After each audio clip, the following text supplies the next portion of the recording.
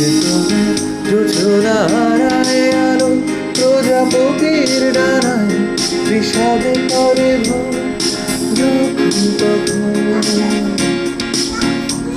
বিষাদ করে ভোর।